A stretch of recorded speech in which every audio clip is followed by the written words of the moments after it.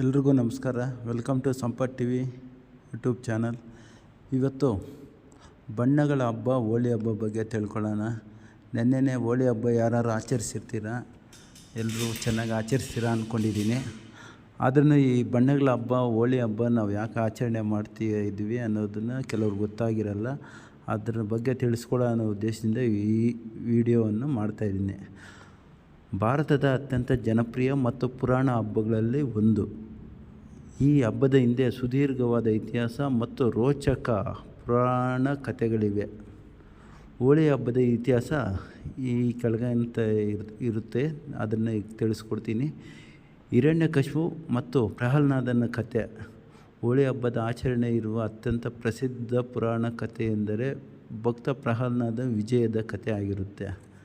ರಾಕ್ಷಸ ರಾಜ ಹಿರಣ್ಯಕಶಿಪು ತಾನೇ ದೇವರೆಂದು ಅಹಂಕಾರದಿಂದ ಮೆರೆಯುತ್ತಿದ್ದನು. ಆದರೆ ಅವನ ಮಗ ಪ್ರಹ್ಲಾದ ವಿಷ್ಣುವಿನ ಪರಮ ಭಕ್ತನಾಗಿದ್ದನು. ಇದರಿಂದ ಕೋಪಗೊಂಡ ಹಿರಣ್ಯಕಶಿಪು ತನ್ನ ತಂಗಿ ಹೋಲಿಕೆಯ ಸಹಾಯದಿಂದ ಪ್ರಹ್ಲಾದನನ್ನು ಕೊಲ್ಲಲು ಸಂಚು ರೂಪಿಸಿದನು. ಈ ಹೋಲಿಕೆಗೆ ಬೆಂಕಿಯಲ್ಲಿ ಸುಡದಂತಹ ವರವಿತ್ತು. ಅವಳು ಪ್ರಹ್ಲಾದನನ್ನು ತೊಡೆಯ ಮೇಲೆ ಕೂರಿಸಿಕೊಂಡು ಬೆಂಕಿಯಲ್ಲಿ ಕುಳಿತಳು. ಆದರೆ ಪ್ರಹ್ಲಾದನ ಭಕ್ತಿಗೆ ಮೆಚ್ಚಿದ ವಿಷ್ಣು ಅವನನ್ನು ರಕ್ಷಿಸಿದನು ಮತ್ತು ದುಷ್ಟಶಕ್ತಿಯಾದ ಹೋಲಿಕೆ ಬೆಂಕಿಯಲ್ಲಿ ಸುಟ್ಟು ಭಸ್ಮವಾದಳು. ಇನ್ನೊಂದು ಕಥೆ ಇದೆ ಅದೇ ರೀತಿ. ಇದರ ನೆನಪಿಗಾಗಿ ಇಂದಿಗೂ ಹಬ್ಬದ ಮೊದಲನೇ ದಿನ ಹೋಲಿಕಾ ದಹನ ಅಥವಾ ಕಾಮನ ಹಬ್ಬ ಎಂದು ಆಚರಿಸುತ್ತೇವೆ. ಇದು ಕೆಟ್ಟದರ ಮೇಲೆ ಒಳ್ಳೆಯದರ ವಿಜಯವನ್ನು ಸಾರುತ್ತದೆ. ಅದೇ ರೀತಿ ಇನ್ನೊಂದು ಕಥೆ ಹೇಳ್ತಾ ಇದ್ದೀನಿ, ಕಾಮದಹನದ ಕಥೆ. ಶಿವನು ತಪಸ್ಸಿನಲ್ಲಿದ್ದಾಗ ಲೋಕ ಕಲ್ಯಾಣಕ್ಕಾಗಿ ಮನ್ಮಥನು ಶಿವನ ಮೇಲೆ ಪ್ರೇಮ ಬಾಣ ಬಿಡುತ್ತಾನೆ. ಇದರಿಂದ ಕೋಪಗೊಂಡ ಶಿವನು ತನ್ನ ಮೂರನೇ ಕಣ್ಣನ್ನು ತೆರೆದು ಮನ್ಮಥನನ್ನು ಸುಟ್ಟು ಭಸ್ಮ ಮಾಡುತ್ತಾನೆ. ನಂತರ ರತಿ ಬಂದು ಶಿವನಲ್ಲಿ ಪ್ರಾರ್ಥನೆ ಮಾಡ್ತಾಳೆ, ನನಗೆ ನನ್ನ ಗಂಡನಾದ ಮನ್ಮಥನನ್ನು ಬದುಕಿಸ್ಕೊಡ್ಬೇಕು ಅಂತ. ಆಗ ಶಿವನು ಪುನರ್ಜೀವನಗೊಳಿಸುತ್ತಾನೆ. ಈ ಘಟನೆ ಹೋಳಿ ಹಬ್ಬದ ಹಿನ್ನೆಲೆಯಲ್ಲಿದೆ. ಮತ್ತು ಇನ್ನೊಂದು ಮುಖ್ಯವಾದ ಒಂದು ರಾಧೆ ಕೃಷ್ಣರ ಪ್ರೇಮದ ಸಂಕೇತವಾಗಿ ಸಹ ನಾವು ಹೋಳಿ ಹಬ್ಬವನ್ನು ಆಚರಣೆ ಮಾಡ್ತೀವಿ. ಬೃಂದಾವನ ಮತ್ತು ಮಥುರಾದಲ್ಲಿ ಹೋಳಿಯನ್ನು ಕೃಷ್ಣ ಮತ್ತು ರಾಧೆಯ ದಿವ್ಯ ಪ್ರೇಮದ ಸಾಂಕೇತಿಕವಾಗಿ ಆಚರಿಸುತ್ತೇವೆ.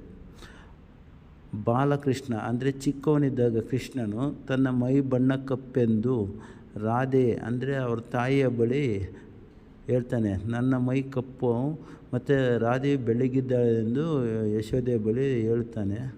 ಆಗ ಯಶೋದೆಯು ರಾಧೆಯ ಮುಖಕ್ಕೆ ನಿನಗೆ ಇಷ್ಟ ಬಂದ ಬಣ್ಣವನ್ನು ಹಚ್ಚು ಎಂದು ಹೇಳುತ್ತಾಳೆ. ಕೃಷ್ಣನು ರಾಧೆ ಮತ್ತು ಗೋಪಿಕೆಯರ ಮೇಲೆ ಬಣ್ಣ ಎರಚುವ ಮೂಲಕ ಈ ಸಂಪ್ರದಾಯ ಆರಂಭವಾಯಿತು ಎಂದು ನಂಬಲಾಗಿದೆ. ಇದಕ್ಕೆ ಐತಿಹಾಸಿಕ ಸಾಕ್ಷಿಗಳು ಸಹ ಇದ್ದಾವೆ. ಪ್ರಾಚೀನ ಸಾಹಿತ್ಯ, ಕ್ರಿಸ್ತಪೂರ್ವ 4ನೇ ಶತಮಾನದ ಶಾಸನಗಳಲ್ಲಿ ಮತ್ತು ಜೈಮಿನಿ ಮೀಮಾಂಸಾ ಸೂತ್ರಗಳಲ್ಲಿ ಈ ಹಬ್ಬದ ಉಲ್ಲೇಖವಿದೆ. ಮತ್ತು ರತ್ನಾವಳಿ, 7ನೇ ಶತಮಾನದ ರಾಜ ಹರ್ಷವರ್ಧನ ರತ್ನಾವಳಿ ಎಂಬ ನಾಟಕದಲ್ಲಿ ಹೋಳಿ ಹಬ್ಬದ ಆಚರಣೆಯ ಸುಂದರ ವರ್ಣನೆ ಇದೆ. ಸಂಕ್ಷಿಪ್ತವಾಗಿ ಹೇಳೋದಾದರೆ, ಹೋಳಿ ಹಬ್ಬವು ಚಳಿಗಾಲ ಮುಗಿದು ವಸಂತ ಕಾಲದ ಆಗಮನವನ್ನು ಸಂಭ್ರಮಿಸುವ ಮತ್ತು ಹಗೆತನವನ್ನು ಮರೆತು ಬಣ್ಣಗಳ ಮೂಲಕ ಸ್ನೇಹವನ್ನು ಹಂಚುವ ವಿಶಿಷ್ಟ ಹಬ್ಬವಾಗಿದೆ. ಈ ರೀತಿ ನಾವು ಹೋಳಿ ಹಬ್ಬವನ್ನು ಆಚರಣೆ ಮಾಡ್ತೀವಿ. ಹೋಳಿ ಹಬ್ಬಕ್ಕೆ ರತ್ನಾವಳಿ 7ನೇ ರಾಜ ಹರ್ಷವರ್ಧನದು ಮತ್ತು ಪ್ರಾಚೀನ ಸಾಹಿತ್ಯ 4ನೇ ಶತಮಾನದಿಂದ ಸಹ ಈ ಹೋಳಿ ಹಬ್ಬವನ್ನು ನಾವು ಆಚರಣೆ ಮಾಡ್ಕೊಂಡು ಬರ್ತಾಯಿದ್ವಿ. ಎಲ್ರಿಗೂ ಧನ್ಯವಾದಗಳು ವಿಡಿಯೋ ನೋಡಿದ್ದಕ್ಕೆ. ಜೈ ಹಿಂದ್.